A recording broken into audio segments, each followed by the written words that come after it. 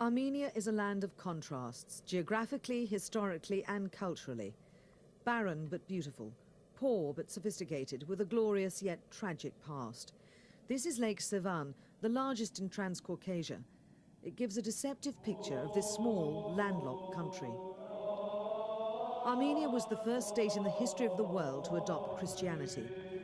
Religion has regained some of its ascendancy since the last days of communism. But this is a country still struggling to recover from recent upheavals. A massive earthquake struck the second largest city on the 7th of December 1988. Gyumri, or Leninakan as it was known then, lost 25,000 people that day. Most of those buried here died when nature struck shortly before noon, and homes, schools, hospitals, offices and factories collapsed on their occupants. Equally unforgettable man-made disasters. This memorial, overlooking the capital Yerevan, reminds the world of the slaughter of Armenians by Turkish forces earlier this century. 1.5 million people were killed between 1915 and 1923. Countless others fled. Armenia's diaspora is among the largest in the world. With an estimated 5 million living elsewhere even today, there are more Armenians abroad than at home. And of the 3.5 million who are on home ground, more than 1/3 lives in Yerevan, with views of Mount Ararat in neighbouring Turkey from the surrounding hills and the high banks of the Rajdan River. It's a busy, bustling centre, the political, commercial and cultural heart of this tiny republic the size of Switzerland. Older than the ancient city of Rome, and undoubtedly proud of its heritage, Yerevan moved one more step towards its third millennium in October. The party lasted past midnight. These were the first birthday celebrations since the earthquake 10 years ago. Earlier and throughout the day, there was pageantry, theatre and merrymaking at Erebuni, an ancient settlement in the south of the city, the site, they say, of the original capital. A capital at the crossroads of Europe and Asia, and for this, coveted or controlled by foreign powers many times. But peace has been restored since the latest war over the disputed region of Nagorno-Karabakh. A ceasefire with neighbouring Azerbaijan is still holding 4 years on. And significantly, the new president, Robert Kocharyan, is a former Nagorno leader. Things have improved since the ceasefire. There seems to be plenty of food available, but salaries are still being paid late. Professionals, such as doctors and teachers, often have secondary jobs to make ends meet. Their wages are worth $20 to $30 a month, half the cost of heating just one room. So people get cheaper fuel from country areas ahead of winter. The economy is slowly picking up, but 10 years of decline have left a mark, notably in the health sector. Government figures show that cases of tuberculosis rose by almost 60% from 1990 to 1996. So 3 years ago, and with support from the World Health Organization, the authorities approved a plan focusing on the cure of every TB case diagnosed. The method used is known as DOTS, Directly Observed Treatment Short Course, and it's paying off. Օրինակները կարող ենք տեսնել ամբողջ Հայաստանի տարածքում, բոլոր մարզերում կան այդ օրինակները. For example, we can see that all over Armenia, in all districts, we're getting good results from the introduction of the DOTS program. We can also see an improvement in the quality of our local expertise.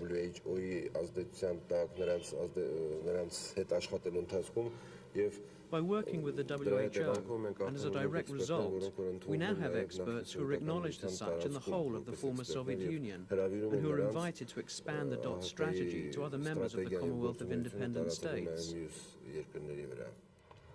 Last year, the project was extended to 80% of the population. Arik Tariverdian owes a great deal to the medical attention he's received since he came back from Russia a few months ago. He had no access to DOTS or to free treatment where he lived, so he tried to ignore the cough and the fevers.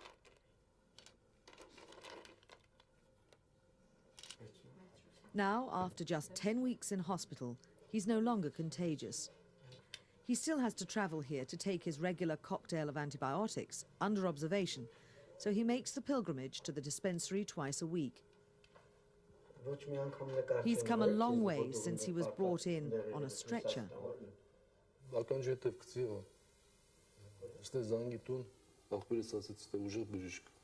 I didn't pay attention. I phoned home. My brother said, "Come here, there is a good doctor. He will treat you." 6 months passed, and I felt worse. I was getting weaker, but again, I didn't come home. At the end, I said to myself, I'm going to die. So I came back, and my brother took me to see Dr. Arakelian. Dr. Arakelian said he would make me a human being again. And he did. But not every case is as straightforward. In the nearby Masis district, one patient was discharged from the local polyclinic recently. He no longer tested positive then, but his latest smear test reveals that he has relapsed. He'll be readmitted to hospital with a suspected drug-resistant strain of the illness. Bad news if this proves to be the case. Drug-resistant TB is much more difficult to cure, increasing also the risk of infection to others.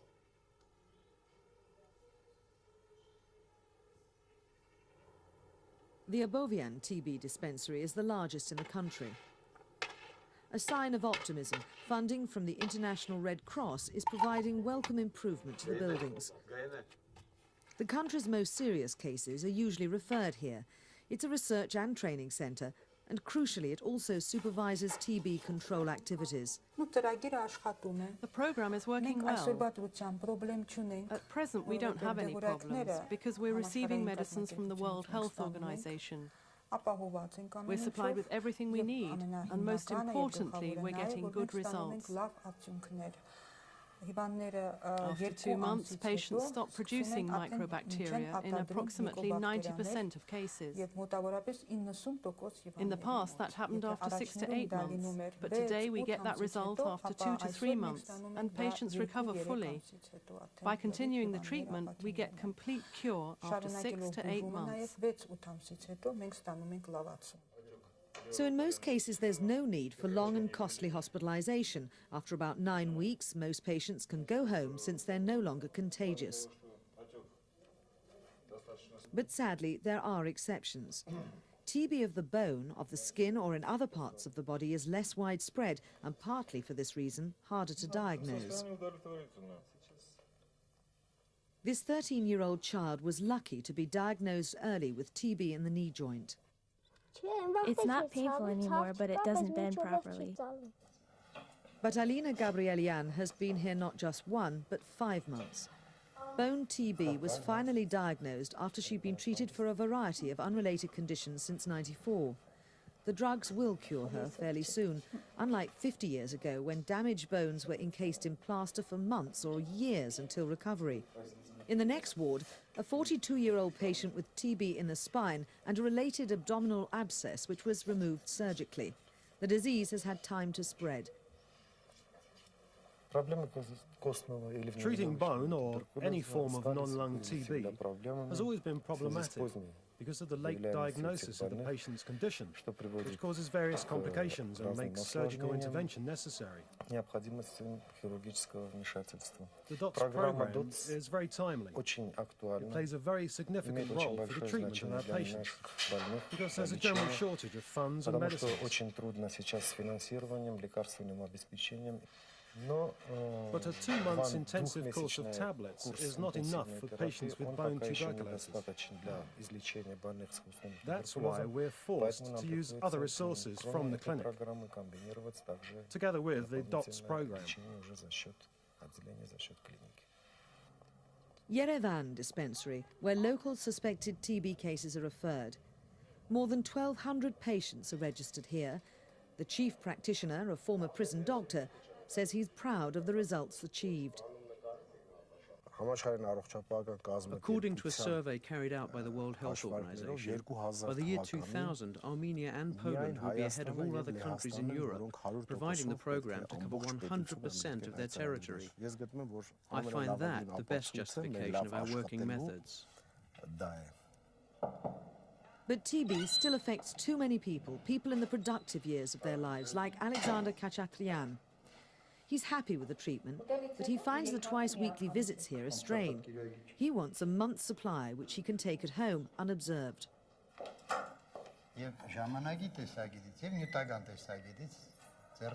I don't have the time to travel this far, and financially I can't afford it, because this needs to be observed, because the course of treatment is the observed category. Surely it must be possible to come here once a month and take the medicines, and to come back the following month to be checked by the doctor. The story of his illness is an outcome of Armenia's recent problems. It takes us back to Gyumri and the earthquake that destroyed it just 10 years ago. Khachatryan worked on this very spot, one of the main car factories at the time. He joined rescue teams and spent 3 weeks looking for survivors. That's when he fell ill. I don't remember feeling this illness before, but during the 1988 earthquake, I got a chest infection. Now the doctors suspect that that's when the TB first started, though I didn't feel it at the time. The town's TB dispensary was completely destroyed in the earthquake. It was then relocated in small metal containers without basic facilities, let alone comfort. There are 50 beds and about the same number of medical staff for an area of 1 million people. There are 30 inpatients at the moment and 500 registered outpatients. But even in those conditions, priority is given to multi-drug therapy and high cure rates rather than to the old and costly detection method of mass screening and lengthy hospitalization. Doctors are doing their best to reduce the spread of the disease and prevent cases of drug resistance. But it's an uphill fight. Because our patients have to lie down and be treated for a long time, the condition of the buildings doesn't allow organised treatment. Because of this, naturally, our patients turn away. They don't stay long. They leave. They prefer to head for the street or go home to treat themselves. That's one reason why the disease is spreading.